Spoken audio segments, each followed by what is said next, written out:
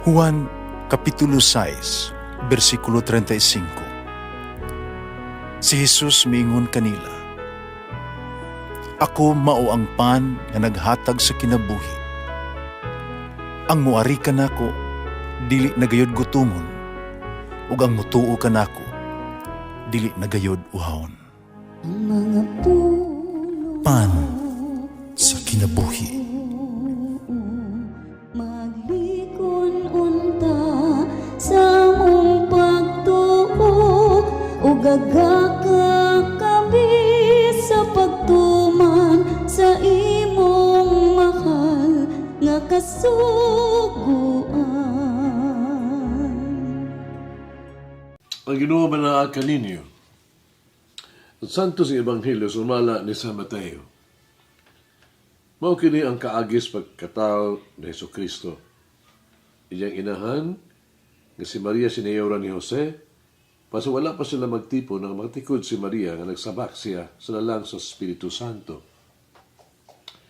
Si Jose ay iyang pamanhunon nga tao nga matarong. Panili siya buot pakaulawan niya si Maria at tubangan sa mga tao. Busa naglaraw siya pakibulag kaniya sa hilom.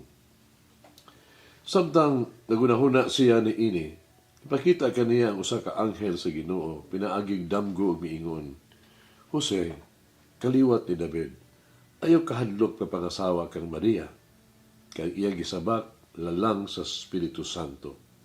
Manganak siya lalaki, nganlang siya Jesus. Kay luwason man niya ang iyang katawhan sa ilang mga sala." Ug kining tanan hitabo aron matuman ang giingon sa Ginoo pinaagi sa propeta. Ang usa ka babaeng ulay magmabdos o mga anak o lalaki, nganlan siya Emmanuel. Sa ato pa ang Dios ania uban kanato.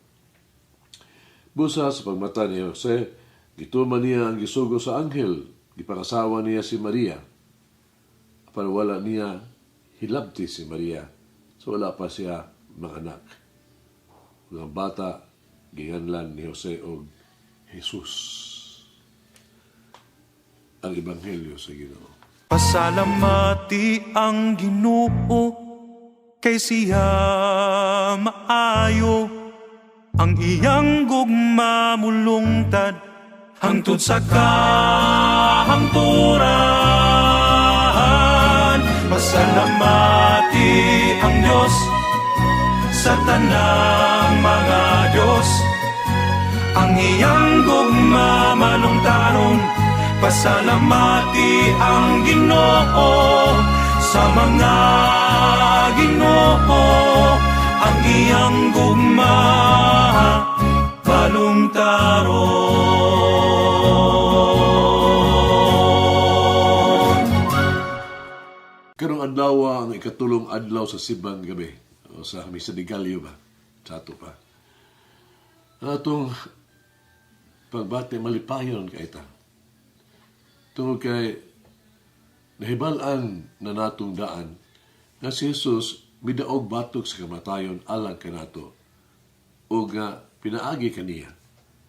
Kita usab sa katapusan makabuntog sa kamatayon ug tanan nga dili husto sa atong kinabuhi.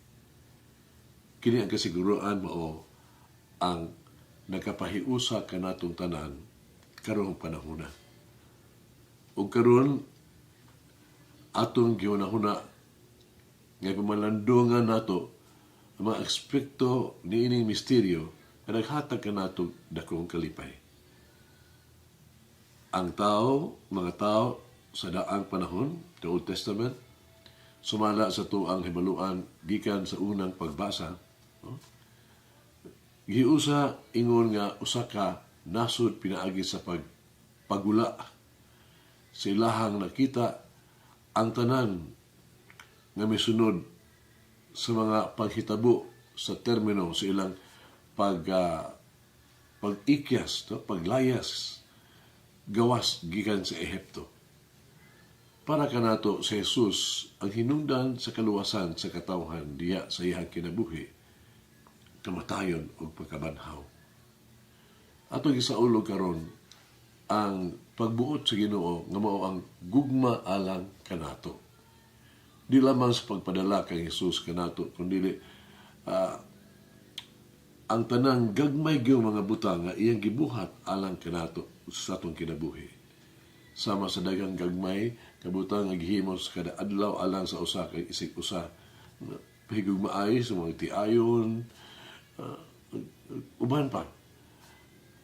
Ang unang pagduha-duha ni Jose, may tungod kang Maria, lagmit sama sa usa ka pinakalisod kaayo nga kasinatian sa kinabuhi sa usa ka disipulo ni Kristo.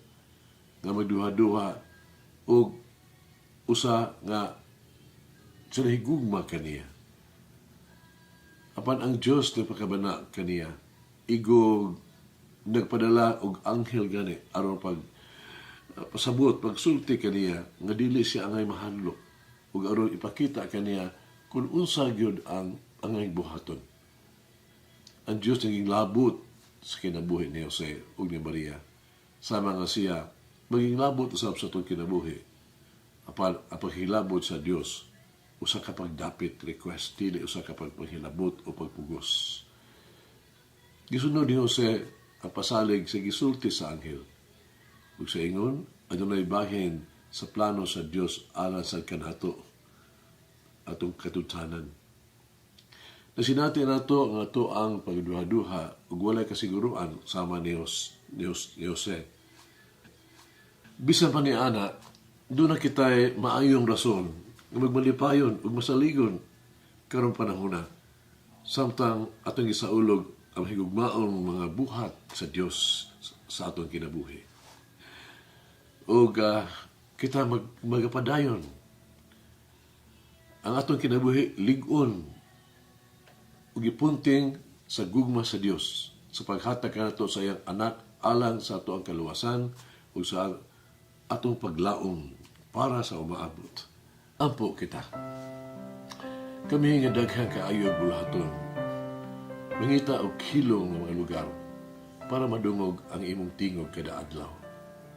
Kami nga nabalaka sa daghang iyang butang, nagapaabot sa imong pag-abot sa among taliwala. Kami nga ipanalanginan sa daghang paagi, nangandoy sa hingpit nga kalipay sa imong kingharian. Kami kansang mga kasing-kasing mabukat, nangita sa kalipay sa imong presensya. Kami imong katawhan, nga naglakaw sa kangitnit, apanangita sa kahayag, kanimo maingon kami, umari ka, Ginoong Hesus. Amen. O Mary, open my heart to be merciful and just. Umulangin ang Diyos pagagawang sa tanan, Amahan, Anak, Espiritu Santo. Amen. May the Lord of the divine mercy bless us all, heal us from all diseases and suffering.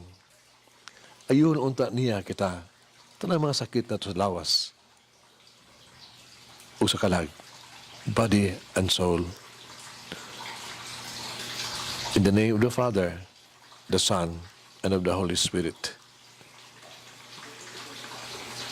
Jesus, I trust in you. Amen. Whoever eats the bread of life will never hunger, says the Lord. Kay galaan inyong nabati ang pagpaambit ug hamubong pamalandong sa pulong sa Dios pinaagi sa tulumanon pan sa kinabuhi nga gidumala ni Monsignor Daddy Silva. Hangtod na usab sa sunod higayon, daghang salamat. The bread of life.